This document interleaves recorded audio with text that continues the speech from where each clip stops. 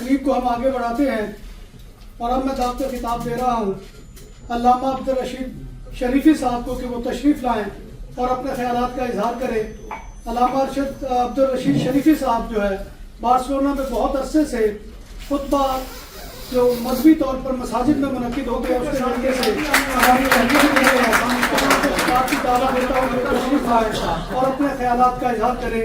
جناب عبدالرشید شریفی صاحب۔ اعوذ باللہ من الشیطان الرجیم، بسم اللہ الرحمن الرحیم۔ نہ تو میں کوئی نقاد ہوں، نہ محقق ہوں، نہ ہی ادیب، نہ ہی شاعر، نہ ہی تبصرہ نگار۔ معلوم نہیں بھائی قمر فاروق نے کیوں میرا نام مقررین کی صف میں شامل کر دی۔ ڈاکٹر صاحب ماشاءاللہ بہترین صحافی، طبیعت کے منکسر المزاج اور انتہائی شگفتہ، جہان خورشید، جس شخصیت کے کتابوں سے اور ان کے تحریروں سے اقتباس لے کر محترم ڈاکٹر قمر فاروق صاحب نے یہ کتاب ترتیب دی، ان سے میرے بہت سارے بزرگ دوست انفرادی طور پر ذاتیاً واقف۔ جہان خورشید کی جو مجھے مطالعہ کرتے ہوئے صفات نظر آئیں، مختصر جملے لیکن معنی کا ایک پورا جہان بن گئی۔ سو جہان خورشید کہنا اسم بامسمہ، جو نام رکھا محترم ڈاکٹر قمر فاروق صاحب نے۔ یہ یاد رکھیے کہ کتاب اپنے لکھنے والے کی شخصیت کی آئینہ دار ہوتی ہے۔ کتاب پڑھنے سے اس شخصیت کے بارے میں ہمیں ایک خاکہ ذہن میں آ جاتا ہے، لیکن یہ دونوں کتابیں ڈاکٹر قمر صاحب کی اپنی لکھی ہوئی نہیں ہیں، یہ ان دونوں شخصیات کی تحریروں کے ٹکڑے نکال کے ایک کتاب ترتیب دی ہے۔ اب اس کتاب کے اندر ڈاکٹر صاحب کی کیا کاوش ہے، وہ جیسے شخصیات دونوں تھیں ان کو ویسے ہی کتاب کے اندر شو کیا ہے۔ ڈاکٹر صاحب نے اپنی پسند کو درمیان میں دخل نہیں دیا۔ جیسے یہاں بات ہوئی ڈاکٹر عبدالکلام آزاد صاحب، یہ تو دوستوں نے کہا تو ان سے اختلاف کیا جا سکتا ہے، لیکن یہ نہیں وضاحت وہ کر رہے، معلوم نہیں کہ اختلاف ڈاکٹر عبدالکلام آزاد کی کس بات سے۔ یہ یاد رکھیں، تقسیم برصغیر پاک و ہند کی متنازع ترین چند شخصیات میں سے ایک شخصیت ڈاکٹر عبدالکلام آزاد کی۔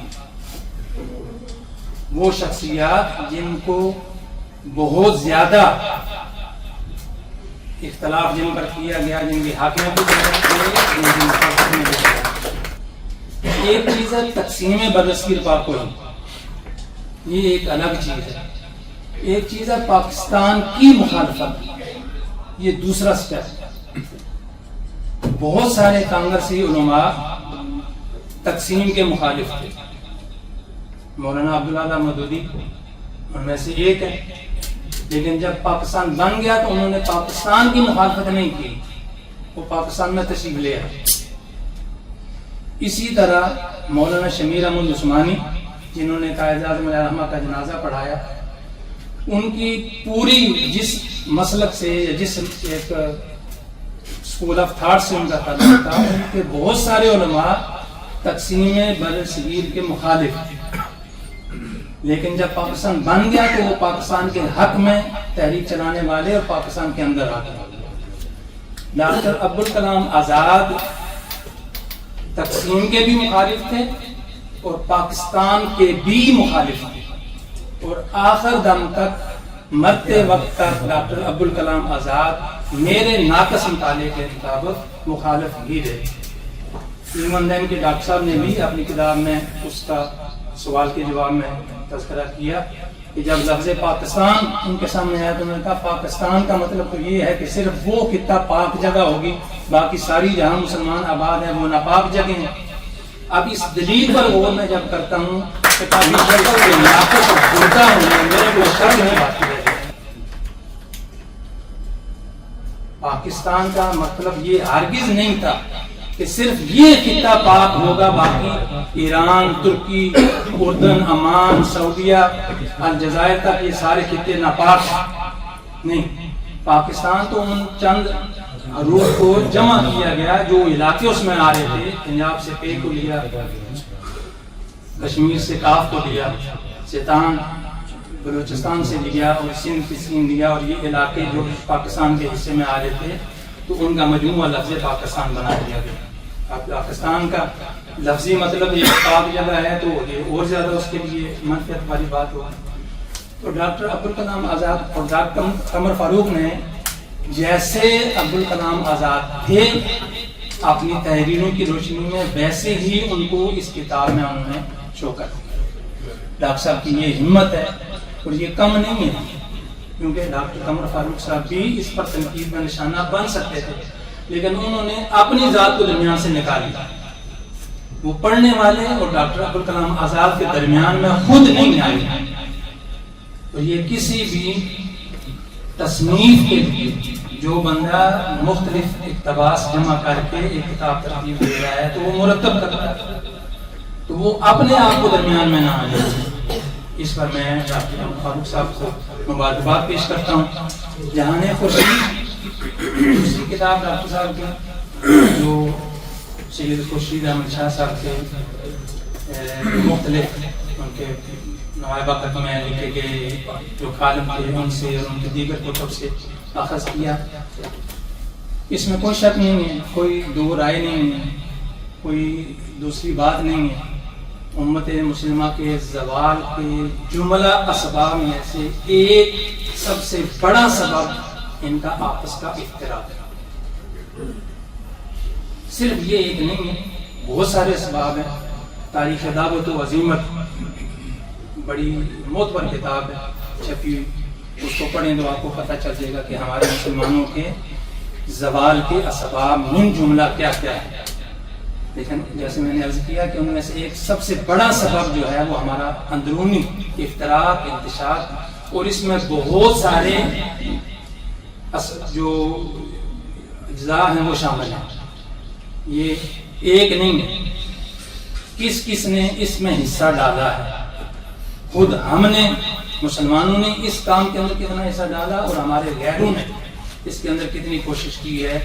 ظاہر ہے یہ بہت لمبی بحث ہے جو بہرحال دقت طلب ہے۔ ڈاکٹر صاحب کو دوبارہ سے میں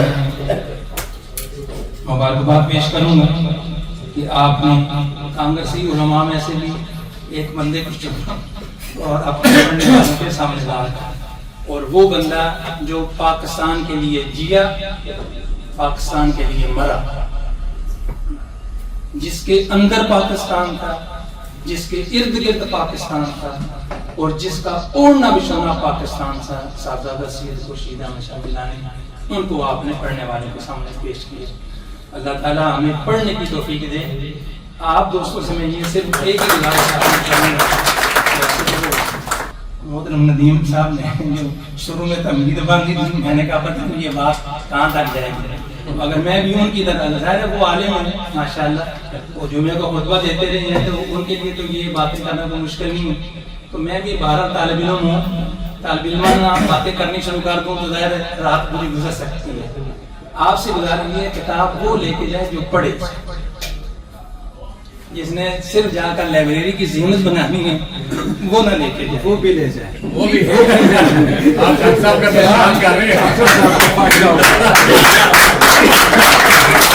آپ لے کے جائے۔ محترم مراد وزیر صاحب ہمارے کونسل جنرل جو وہ فرماتے ہیں یہ ان کی دریا دلی ہے، اور خان بھائی جو ہے وہ ان کی دریا دلی ہے تو وہ کہنے ہیں سب وہ بھی لے۔ یہ کتابیں صرف لائبریری کی زینت نہیں ہوتی۔ ابھی ہمارے ندیم بھائی کہہ رہے تھے کہ عبدالکلام آزاد نے اتنی کتابیں پڑھ رکھی تھیں، نہیں بلکہ عزم کر رکھی تھی، تو اگر ابوالکلام آزاد اتنی کتابیں پڑھ کے ہضم کر سکتا ہے تو ہم 2-4 بھی نہیں پڑھ کے ہضم کر سکیں، کرنی چاہیے. اور محترم ڈاکٹر قمر فاروق صاحب، ان کی کاوش تب کامیاب ہوگی جب ہم ان کی کتابوں کو صرف رونمائی چہرہ دیکھ کے نہ گزارا کریں، بلکہ ان کی گزارش یہ ہے کہ ہم ان کی کتابوں کو لیں اور پڑھیں. اللہ تعالیٰ مجھے